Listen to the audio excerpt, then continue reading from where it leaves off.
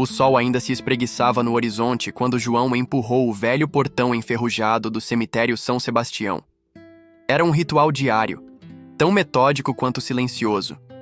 Os pés firmes no chão de cascalho, o boné puído protegendo os olhos e as mãos sempre com cheiro de terra, mesmo após lavá-las. Aos 67 anos, João era o guardião de um lugar que muitos evitavam, mas que para ele era casa. Por mais de 4 décadas, João enterrou histórias, algumas tristes, outras revoltantes, todas no fim silenciosas. Ele sabia que ali repousavam amores interrompidos, sonhos partidos e segredos que jamais seriam contados. Mas o que mais doía em João era algo que ninguém via: a ausência. Ninguém perguntava como ele estava. Ninguém o esperava em casa. Ninguém ligava no Natal. João era um homem só. Não por escolha, mas por destino.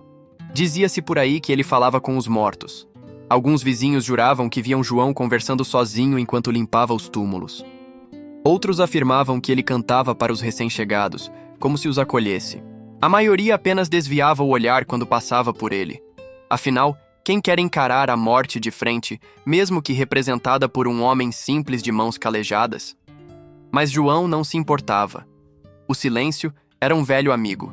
Até que, numa terça-feira qualquer, a vida resolveu mudar o roteiro.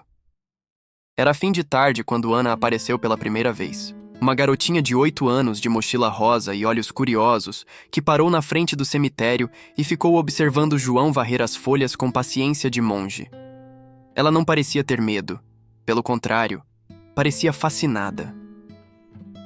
"Moço, por que o senhor fala com as pedras?" João levantou os olhos, surpreso. Estava acostumado a ser ignorado, nunca interpelado. "Eu não falo com as pedras, menina. Eu falo com as memórias que ficam nelas." Ana franziu o nariz, pensativa. Depois sorriu. "Então você é tipo um contador de histórias?" João sorriu de volta, um sorriso tímido, enferrujado pelo tempo. "Pode ser, mas são histórias que quase ninguém quer ouvir." A menina passou a voltar todos os dias, sempre na mesma hora, sempre com perguntas novas. "Ontem o senhor já chorou por alguém aqui? Qual foi a história mais triste? Tem gente que ninguém nunca visita?" E João, aos poucos, foi respondendo. No começo, com frases curtas, depois com relatos, e por fim, com detalhes que guardava só para si. Falou da mãe que vinha todo domingo rezar para o filho atropelado, do velhinho que deixava cartas para a esposa falecida, da jovem que foi enterrada sem ninguém, exceto por João, que levou uma flor. Ana ouvia tudo com olhos arregalados. Às vezes anotava em um caderno, outras vezes apenas guardava no coração. O que João não sabia era que Ana estava gravando alguns desses diálogos no celular, não por maldade, mas porque queria lembrar e mostrar para a professora da escola, que sempre dizia que toda cidade tem um guardião invisível. Ana achava que tinha encontrado o dela. Uma semana depois, a professora reproduziu o áudio em sala de aula.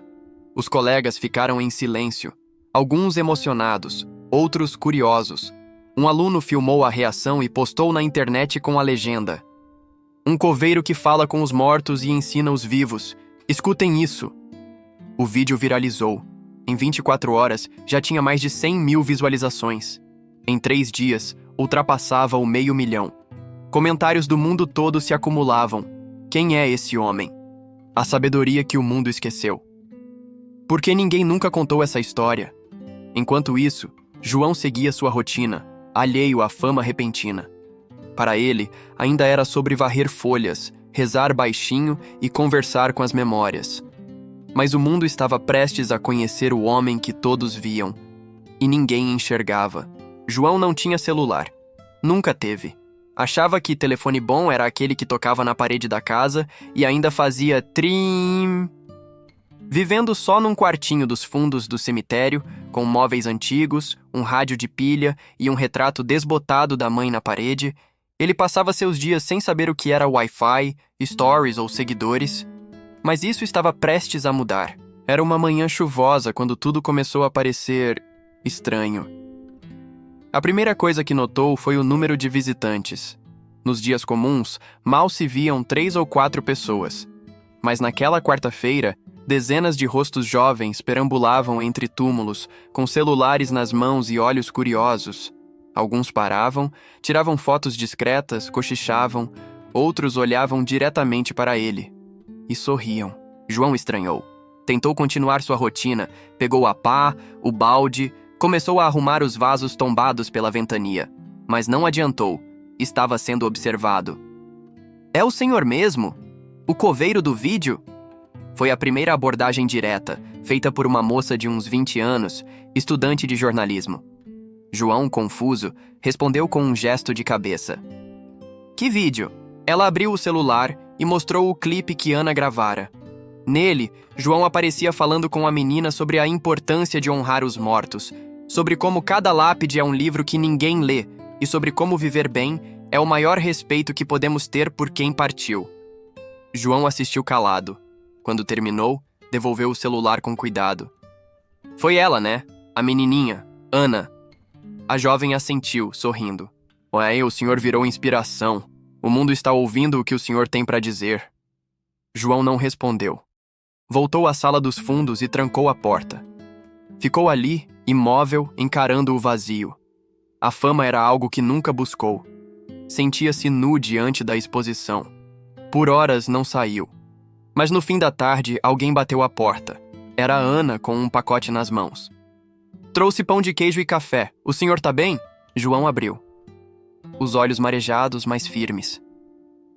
Por que você fez isso? Ela abaixou a cabeça. Eu só queria que outras pessoas escutassem o que o senhor me ensinou. Achei que o mundo precisava disso. João suspirou. Pegou o café, tomou um gole e sorriu. Talvez o mundo precise, mas eu ainda estou tentando entender.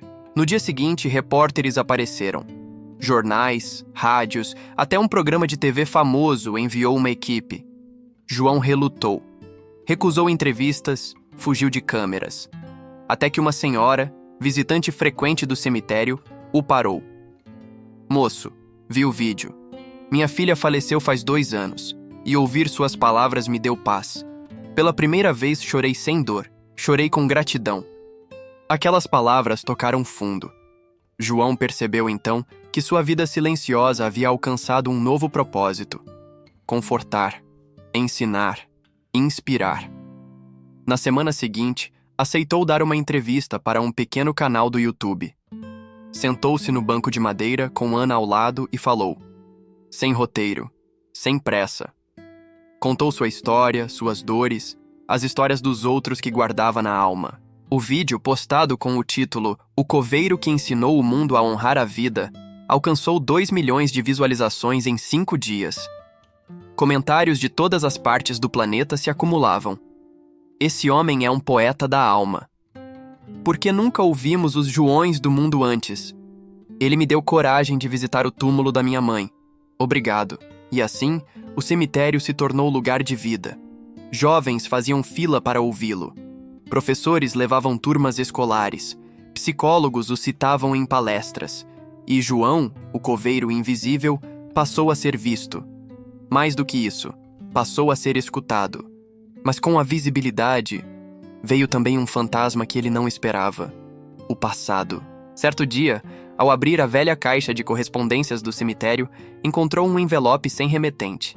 Dentro, uma única folha. Eu vi seu vídeo, e preciso te contar algo que guardei por anos. Algo sobre aquele enterro. O de 1984. João congelou. Sabia exatamente de qual enterro se tratava. E ali, a história tomaria um rumo que nem mesmo ele poderia prever. João segurava o envelope como se fosse feito de vidro. As mãos, antes firmes ao carregar pás e urnas, agora tremiam. A folha branca, sem assinatura, com uma única frase, desencadeava lembranças que ele tentava manter enterradas há mais de 30 anos. Eu vi seu vídeo, e preciso te contar algo que guardei por anos. Algo sobre aquele enterro, o de 1984. Aquela data ecoava como um trovão em sua mente. Ele sabia exatamente a que se referia. O enterro de Miguel. O irmão que havia perdido tragicamente aos 24 anos. Oficialmente, um acidente de moto. Extraoficialmente, um silêncio cheio de perguntas. João fora o responsável por sepultá-lo, sozinho. Na época, não havia parente próximo. Ele era o único que podia cuidar da cerimônia, e mesmo naquela dor profunda manteve-se firme. Não chorou, não desabou. Guardou tudo por dentro como sempre fizera. Mas agora, décadas depois, alguém afirmava saber algo que ele não sabia, e isso revirava tudo. Nos dias seguintes, João continuou trabalhando, mas estava diferente. Mais calado, mais ausente, mais introspectivo. Ana percebeu. Tentou perguntar, mas ele sempre desviava. Tô só com a cabeça cheia, minha flor. Às vezes, a alma da gente precisa de silêncio. Mas por dentro, ele queria respostas. Precisava delas. Resolveu então escrever uma resposta. Deixou uma carta na caixa de correspondências do cemitério, endereçada ao remetente anônimo. Seja quem for você, estou pronto para ouvir. O que aconteceu em 1984 ainda me machuca. Se sabe algo, me encontre aqui. Todos os dias às 17 horas. Passaram-se 2 dias. 3. Nada. No quarto dia, ao final da tarde, João já recolhia os instrumentos quando viu uma figura parada do lado de fora do portão. Um homem, de chapéu, óculos escuros e roupas discretas. João se aproximou devagar. Foi o senhor que deixou a carta? Perguntou. O homem tirou os óculos. Tinha olhos fundos, rosto envelhecido pelo sol e pela culpa. Sim. Meu nome é Paulo. Fui policial militar. E estive na cena do acidente do seu irmão. João travou. Um silêncio denso se formou. Pode entrar, disse por fim. Sentaram-se num banco de pedra sob uma árvore frondosa. Paulo respirou fundo. Miguel não morreu num acidente qualquer. Ele foi perseguido. Por causa de denúncias que fazia sobre desvio de verba na prefeitura. A moto não bateu sozinha. Foi empurrada de propósito. Eu soube. E me calei. Tinha medo, tinha filhos pequenos e um superior direto envolvido. João fechou os olhos. A raiva veio, quente, urgente, mas não explodiu. Apenas escorreu, em forma de lágrima. Uma lágrima silenciosa, carregada de luto antigo. E por que me contar agora? Paulo o encarou. Porque vi seu vídeo, ouvi suas palavras, vi a sua dor, e entendi que nunca é tarde para tentar acertar. Mesmo que eu não mereça perdão, achei que devia dar a verdade. Depois voltou até Paulo. A dor, a gente aprende a carregar, mas a mentira apodrece o peito. Obrigado por ter vindo. Paulo chorou. E antes de ir, deixou um envelope com documentos que comprovavam a história. João não abriu de imediato. Guardou. E naquela noite, escreveu mais uma página em seu caderno. A verdade chega quando precisa chegar. Mesmo que doa, porque só a verdade limpa o coração da gente. Nos dias seguintes, João compartilhou a história com Ana. A menina ouviu calada, com os olhos cheios d'água. Seu irmão deve estar orgulhoso. O Senhor deu paz para ele e para si mesmo. João sorriu. Mas agora, preciso decidir o que fazer com essa verdade.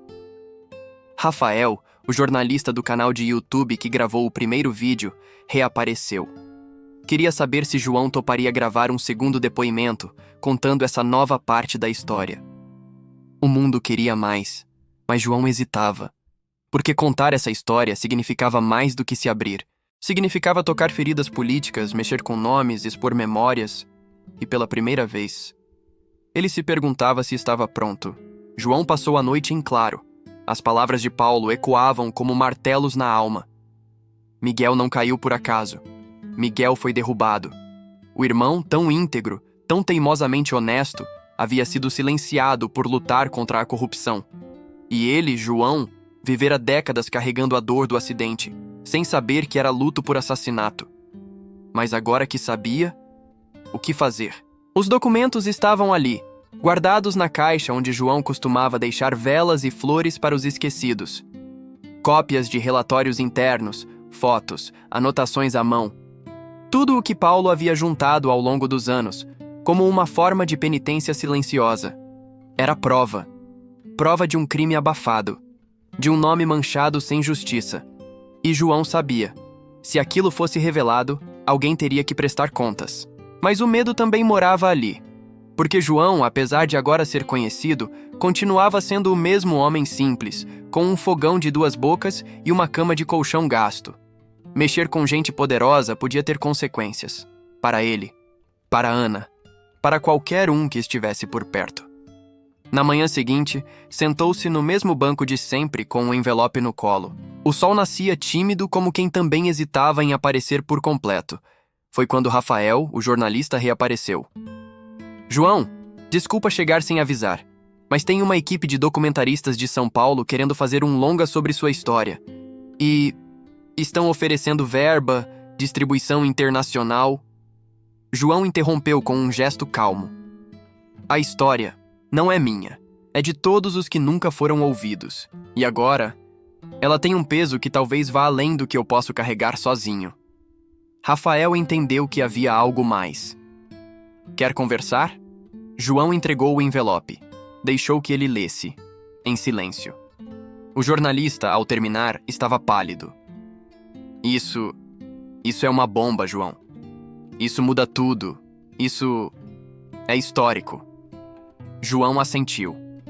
Mas antes de ser notícia, é meu irmão, e eu preciso honrá-lo com verdade, não com espetáculo. Decidiram então agir com cautela. Rafael contatou uma advogada de direitos humanos, especializada em justiça tardia. Juntos, construíram uma denúncia formal, com o máximo de discrição. Não queriam alarde, queriam justiça. Enquanto isso, João voltou ao seu ofício. Mas algo nele havia mudado. Agora, ao varrer os caminhos de pedra, ao lavar as lápides, ao conversar com Ana, havia um novo brilho nos olhos. Como se cada gesto fosse, também, um ato de resistência. A notícia, claro, vazou. Um blog investigativo descobriu os documentos e publicou um artigo com o título Coveiro de Cidade Pequena denuncia crime político encoberto há 40 anos. A matéria viralizou em horas. A imprensa inteira queria uma declaração. João recusava todas. Deixava que Rafael falasse por ele. A verdade para ele bastava. O resto era ruído. Mas algo surpreendente aconteceu. Dezenas de pessoas começaram a procurar João. Familiares de vítimas de desaparecidos, mães de jovens mortos sem explicação, filhos de trabalhadores acidentados em obras públicas. Todos com histórias silenciadas. Todos vendo em João uma esperança. Uma ponte. E ele os escutava. Todos. Com paciência. Com respeito. Com aquele olhar que parecia enxergar além da dor. Criaram então um grupo chamado Vozes que Ficaram. E João, o coveiro solitário, virou conselheiro, mentor, símbolo. Não queria liderança, nem títulos. Só queria que ninguém mais fosse enterrado sem verdade. Num evento promovido pelo grupo, João falou para uma plateia de 800 pessoas. Meu irmão me ensinou a lutar em silêncio, mas agora eu entendo que há silêncios que gritam e que contar a verdade não ressuscita os mortos, mas honra os vivos. Foi aplaudido de pé. E naquele instante, algo dentro dele finalmente se pacificou. Mas a jornada ainda não havia terminado. O reencontro mais importante de sua vida ainda estava por acontecer. A rotina de João já não era mais a mesma. E ele sabia disso. Os dias tranquilos no cemitério agora eram entrecortados por encontros com jornalistas, reuniões com advogados e mensagens de pessoas que encontravam nele não apenas uma inspiração, mas um símbolo de esperança. Mas mesmo com todo esse novo mundo em volta, havia algo que ainda lhe pesava no peito. Uma ausência. Miguel não tinha sido apenas seu irmão. Era seu melhor amigo, sua referência, o último elo com uma infância marcada pela pobreza, mas cheia de cumplicidade. Quando Miguel morreu, João se fechou. Nunca mais abriu o coração da mesma forma. Nunca mais falou do assunto com ninguém. E naquele silêncio, perdeu mais do que ele próprio podia compreender. Mas agora, com a verdade vindo à tona, havia um novo vazio. O que Miguel havia deixado para trás? Numa tarde chuvosa, enquanto João organizava flores em um túmulo recém-cuidado, Ana correu em sua direção com os cabelos molhados e uma folha de papel plastificada nas mãos. João! João! olha o que apareceu na internet. Era um post em um fórum de genealogia, compartilhado por uma mulher chamada Beatriz M. Silva, de Curitiba. O texto dizia: procuro informações sobre meu pai biológico. Me chamo Beatriz, tenho 39 anos, e sei apenas que ele se chamava Miguel Silva, vivia no interior de Minas e morreu jovem, em um acidente de moto em 1984. Minha mãe nunca quis falar muito sobre ele. Alguém conhece essa história? João sentiu o mundo girar. Beatriz? Filha do Miguel? As peças começaram a se encaixar. Miguel havia tido um breve relacionamento antes de morrer.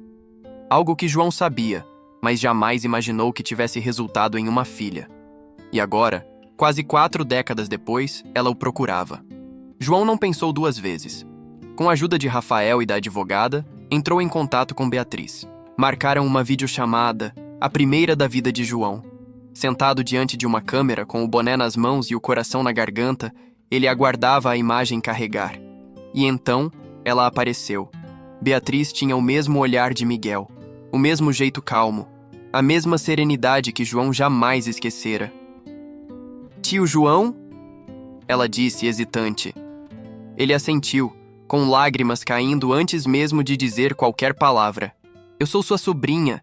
Passei a vida inteira querendo saber de onde eu vinha. E agora, estou aqui. Choraram juntos, mesmo distantes. Conversaram por horas. Ela contou sobre sua vida, seus filhos, sua carreira como professora. E ele contou sobre Miguel, as histórias, as piadas, os sonhos. No fim da conversa, Beatriz disse: eu sempre senti que faltava uma parte de mim. Agora, sinto que encontrei. Dias depois, Beatriz viajou até a cidade. O reencontro presencial foi ainda mais emocionante. João a recebeu com um buquê de flores simples, as mesmas que Miguel gostava de plantar no quintal de casa. Abraçaram-se longamente, não como desconhecidos, mas como sangue que se reconhece. Juntos, foram ao túmulo de Miguel. João levou uma muda de jasmim. Ele dizia que o perfume dessas flores era cheiro de lar. Beatriz plantou a muda ao lado da lápide, e João escreveu mais uma frase no seu caderno. A flor que eu não plantei floresceu sozinha, mas agora posso regá-la com a água do reencontro. Nos dias seguintes, Beatriz participou de reuniões do grupo Vozes que Ficaram. Trouxe novas ideias, criou um projeto de memória viva com alunos de escolas públicas, gravou um podcast com João, onde juntos contaram a trajetória de Miguel. Não como uma vítima de corrupção, mas como um herói cotidiano, um irmão, um pai, uma raiz. O vídeo viralizou, e pela primeira vez, João viu o nome do irmão estampado com dignidade em manchetes, homenagens, projetos de lei. Miguel agora fazia parte da história do país, mas mais do que isso, fazia parte de algo muito maior. O coração restaurado de um homem que, por décadas, achou que estava só. O reencontro com Beatriz renovou João de uma forma que ele jamais imaginava ser possível. Agora, ele não era mais só o coveiro de mãos calosas e fala mansa. Era um homem que havia reencontrado sua história, e com ela, uma nova missão: garantir que ninguém mais fosse enterrado no esquecimento. Nas semanas que se seguiram, o grupo Vozes que Ficaram ganhou força. Pessoas de todo o país começaram a compartilhar suas histórias, relatos de parentes silenciados, desaparecimentos abafados, injustiças nunca reparadas. João se tornou o ponto de encontro dessas memórias esquecidas. Foi numa dessas reuniões, sentados sob uma árvore no mesmo cemitério que vira tantas despedidas, que surgiu a ideia. E se a gente criasse um lugar para essas histórias viverem? Sugeriu Beatriz. Um lugar onde os nomes esquecidos sejam lembrados, onde as dores silenciosas tenham voz, completou João. Nasceu ali o projeto do Memorial dos Invisíveis. Era mais do que um espaço físico. Seria um centro de memória, resistência e empatia. Um lugar onde cada nome teria uma história, cada história uma verdade, e cada verdade um lugar para florescer. Com o apoio de ONGs, universidades e até pequenos doadores sensibilizados pelos vídeos de João, começaram a levantar os recursos necessários. O antigo galpão anexo ao cemitério abandonado há décadas, foi reformado. Voluntários pintaram as paredes, instalaram painéis, criaram exposições interativas. Havia espaços para relatos escritos, gravações em áudio, objetos simbólicos doados por famílias. Tudo catalogado com cuidado, com respeito. No centro do memorial, uma escultura. Um homem de mãos calejadas, segurando uma flor. Representação de João, mas também de todos os que cuidam da memória dos outros. O dia da inauguração foi um marco. Cerca de 2.000 pessoas compareceram. Gente simples, estudantes, artistas, ativistas, câmeras de TV, rádios comunitárias, redes sociais fervilhando. Mas João, como sempre, manteve-se sereno. Caminhou entre os visitantes como se apenas observasse o jardim que ajudou a plantar. Subiu ao palco, tirou o boné, olhou para o público e disse: "Durante anos eu falei com os mortos, porque ninguém mais ouvia. Hoje vejo que eles não estavam em silêncio. Nós é que estávamos surdos." Pausa. Olhares fixos. Esse memorial não é sobre o passado, é sobre o futuro, porque um povo que esquece sua dor repete os mesmos erros. Aqui, cada nome enterrado é uma semente de justiça, e cada história lembrada é um passo para frente. Foi ovacionado. No final do evento, uma senhora se aproximou dele. Era Maria das Dores, 82 anos, que perdera o filho nos anos 70 durante a ditadura militar. Nunca teve um corpo para velar. Nunca teve um túmulo onde rezar. Ela segurou a mão de João e disse: "Hoje eu sinto que ele tem um lugar. Obrigada, moço, por dar uma morada à memória do meu menino." João chorou, pela primeira vez, diante de todos. E ali, entre flores, fotos e vozes antes abafadas, sentiu que sua missão ganhava nova vida. O memorial cresceria, seria replicado em outras cidades, mas ali, naquele pedaço de chão que ele varrera por anos, nascia algo que nem a morte podia calar: um santuário de dignidade. No final daquele dia, João escreveu mais uma frase em seu caderno. Nem todos os jardins têm flores, alguns têm nomes, e neles também floresce a verdade. O Memorial dos Invisíveis não era mais apenas uma ideia transformada em pedra e tinta, era agora uma revolução silenciosa. Em poucas semanas, o espaço virou ponto de peregrinação de quem precisava ser ouvido. Grupos escolares passaram a visitar semanalmente, universidades propunham parcerias, artistas ofereciam obras em homenagem às histórias resgatadas, e terapeutas organizavam rodas de escuta para famílias que, durante décadas, haviam guardado luto no escuro. E a mídia, claro, acompanhava tudo. A história de João cruzou o oceano. Canais internacionais produziram mini-documentários. Um artigo no The Guardian o descreveu como "o guardião da memória esquecida do Brasil."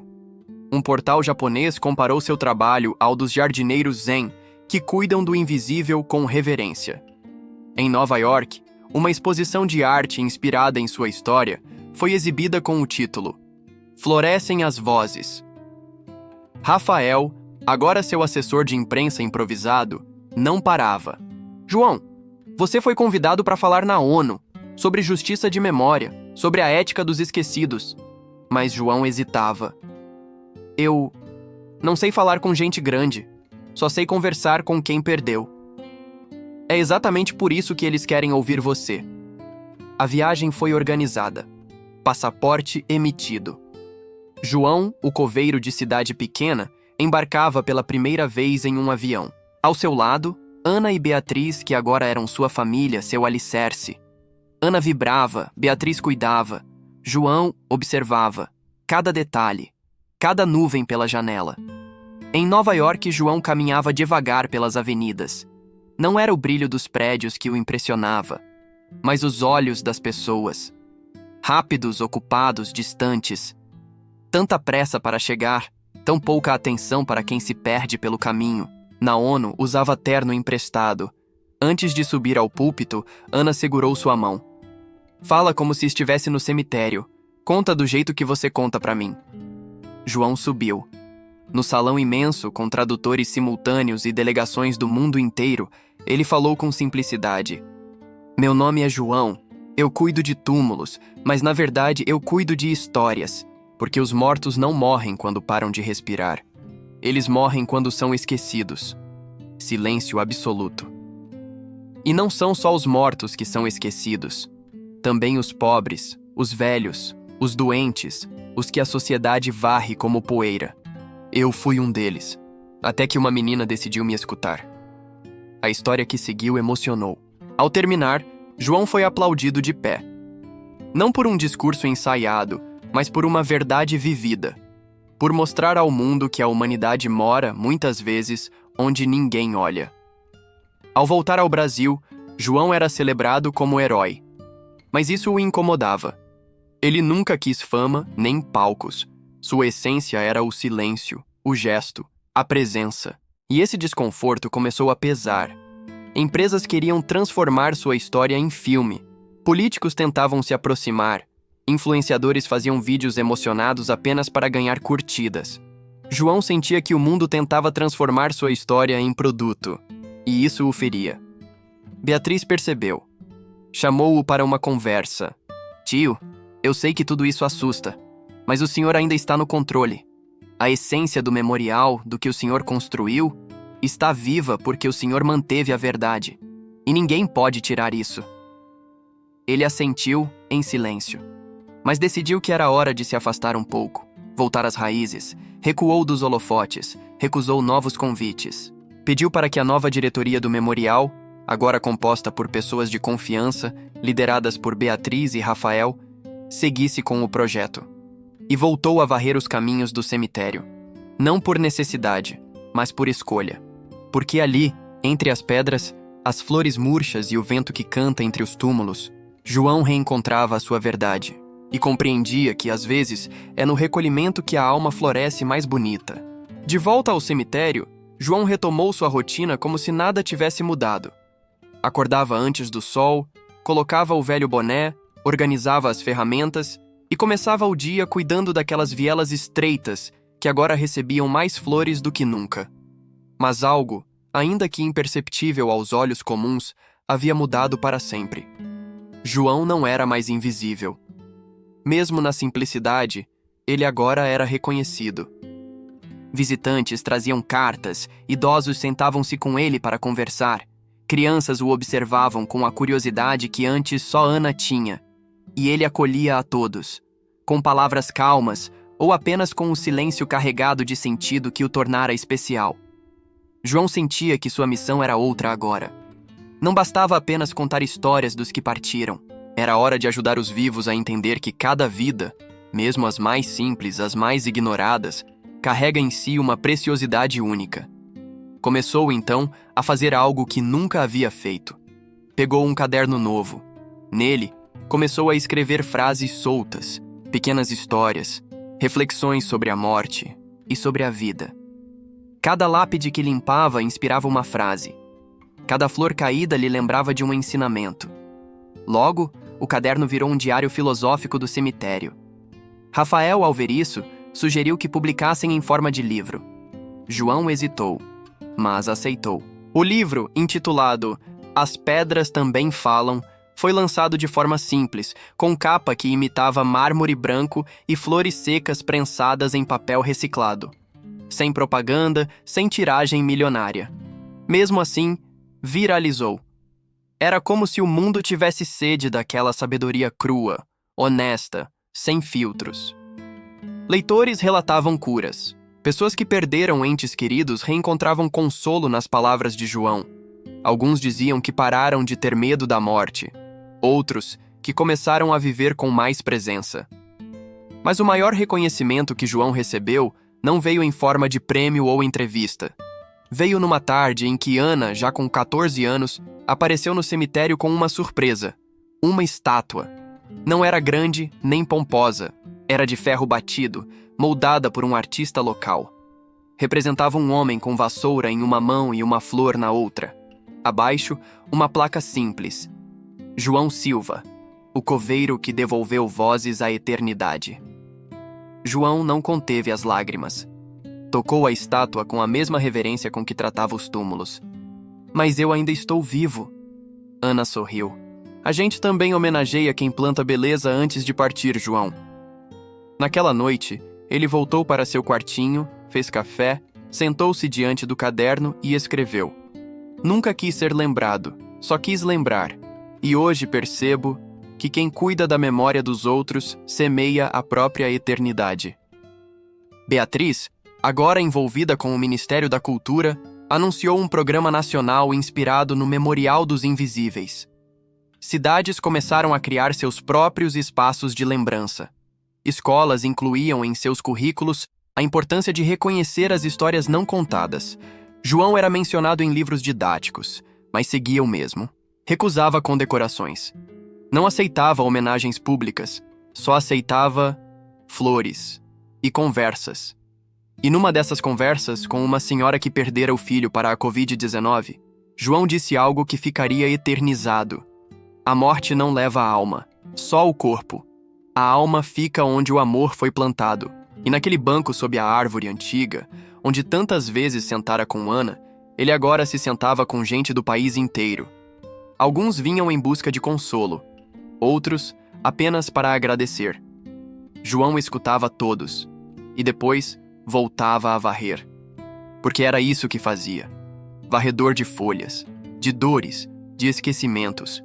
E quanto mais varria, mais descobria que ali, entre as pedras, não havia só silêncio. Havia amor. O tempo corria com a delicadeza de quem já não tinha pressa. João, aos 70 anos, agora caminhava com passos mais curtos, mas ainda firmes. As mãos já mostravam os sulcos profundos do tempo, como mapas de uma vida dedicada ao cuidado do que muitos não queriam ver. Mas sua mente e seu coração continuavam vivos, pulsantes, como se cada amanhecer fosse o primeiro. Naquele dia, uma carta chegou até ele pelas mãos de Beatriz. Era uma carta especial, vinda da prefeitura, mas escrita à mão. Senhor João Silva, em reconhecimento ao seu trabalho de preservação da memória e por sua contribuição inestimável à cultura e humanidade da nossa cidade, comunicamos que, a partir deste mês, o antigo terreno baldio ao lado do cemitério São Sebastião será transformado em espaço público e seu nome será dado ao novo local. Bem-vindo ao Jardim da Memória João Silva. João leu a carta em silêncio. Depois, baixou a cabeça e respirou fundo. Jardim?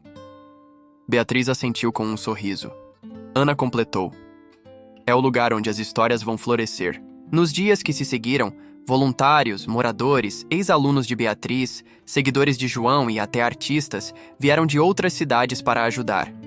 O terreno baldio foi limpo, árvores plantadas, bancos instalados. Cada canto do jardim teria uma função simbólica. O Bosque dos Nomes, onde placas com nomes esquecidos seriam plantadas como sementes. O Círculo do Silêncio, um espaço de escuta e reflexão. E o Mural dos Contadores, onde frases dos cadernos de João seriam eternizadas em azulejos. João, no entanto, fez um único pedido. Quero um banco simples de madeira sob uma árvore, onde qualquer um possa sentar, sem título, sem estátua, só presença. E assim foi feito. No dia da inauguração, a cidade parou. Era como se todos compreendessem que aquele momento não era apenas uma homenagem, era um ritual de cura coletiva. João chegou com Ana e Beatriz. Usava camisa de linho clara, calça de tecido leve e levava consigo o caderno. Foi recebido com palmas, abraços, lágrimas. Subiu ao pequeno palco improvisado, olhou para a multidão e falou com a serenidade de quem já não carrega mais peso. Um jardim é um cemitério ao contrário. Em vez de enterrar o que morreu, a gente planta o que pode nascer. E hoje, vejo que o que a gente vive floresce na memória dos outros. Fez uma pausa. Eu vim para esse mundo com pouca coisa. Fui enterrador, mas também fui semeador. E agora, vejo o que cresceu. Aplausos, silêncio respeitoso, olhos marejados. Após o discurso, João caminhou até o banco sob a árvore. Sentou-se, fechou os olhos, respirou fundo. E pela primeira vez em muito tempo, sentiu-se leve. Ali, naquele banco simples, as crianças passavam correndo, Famílias contavam histórias em voz baixa e casais liam as frases dos azulejos. João pegou o caderno, abriu numa página em branco e escreveu: "O fim não é o túmulo. O fim é esquecer que a vida vale ser lembrada." E assim, ali sentado, viu-se cercado não pela solidão de antes, mas por um amor que brotava do chão, dos sorrisos, das palavras e da memória que ele, com tanta humildade, havia ajudado a restaurar. Mas o destino, como sempre, ainda guardava um capítulo final, não como fim, mas como semente de eternidade.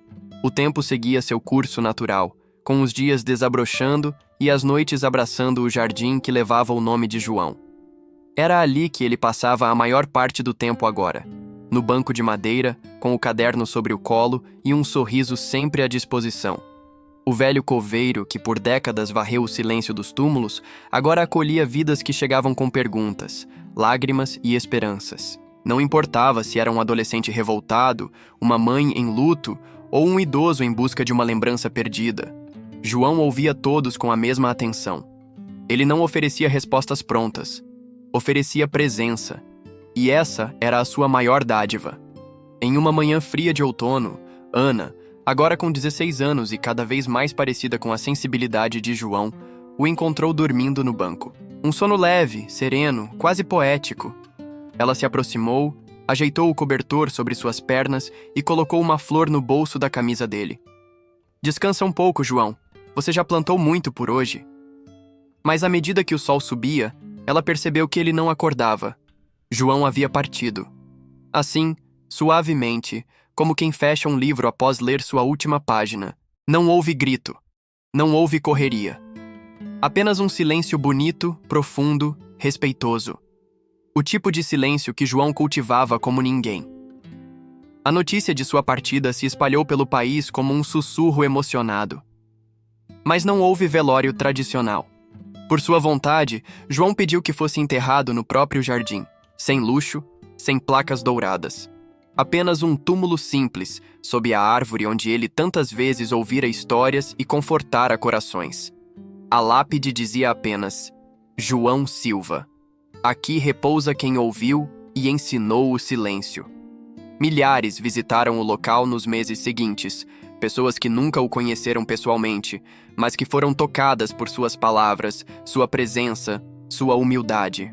Beatriz criou a Fundação João Silva, dedicada à preservação da memória dos invisíveis, à educação emocional e ao cuidado de idosos solitários. Ana, inspirada, começou a escrever. Publicou um livro com os diálogos que teve com João desde os 8 anos de idade. O título, Conversas com Quem Ouve os Mortos, tornou-se best-seller, e o jardim nunca deixou de florescer. Em cada canto, uma história nova era contada, um segredo compartilhado, um choro acolhido. E ali, sob a terra onde João descansava, cresciam flores que ele nunca viu, mas que só nasceram porque um dia ele escolheu ouvir. No aniversário de 1 ano de sua partida, uma multidão silenciosa se reuniu no jardim. Não houve discursos nem câmeras, apenas 1 minuto de silêncio. Um silêncio bonito, um silêncio cheio, um silêncio que falava. E naquele instante, todos ali entenderam o que João sempre soube: que a alma não morre com o corpo, que a memória é solo fértil e que às vezes o amor floresce, justamente onde o mundo mais tem medo de olhar. Encerramento. E assim, termina mais uma história que nos mostra que o verdadeiro poder está na simplicidade, na escuta e no amor que deixamos pelo caminho.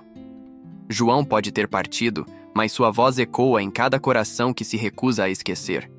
Ele nos ensinou que, mesmo varrendo folhas e cuidando de lápides, é possível plantar eternidade. Se essa história tocou você, se alguma lágrima caiu ou se o seu coração se aqueceu, deixe seu like, porque isso nos ajuda a alcançar ainda mais pessoas com mensagens que despertam a alma. Escreva nos comentários qual parte dessa história mais te emocionou. Compartilhe esse vídeo com alguém que precisa de esperança, de consolo, de um novo olhar sobre a vida. E não se esqueça de se inscrever no canal Despertar a Alma e ativar o sininho, porque aqui, toda semana, você encontra histórias que curam, inspiram e transformam. E lembre-se, as maiores lições da vida não estão nos livros, mas nos gestos de quem nunca parou de ouvir. Agora queremos saber: qual é a sua história? Qual verdade você carrega no silêncio? Conte pra gente. A sua alma merece ser ouvida.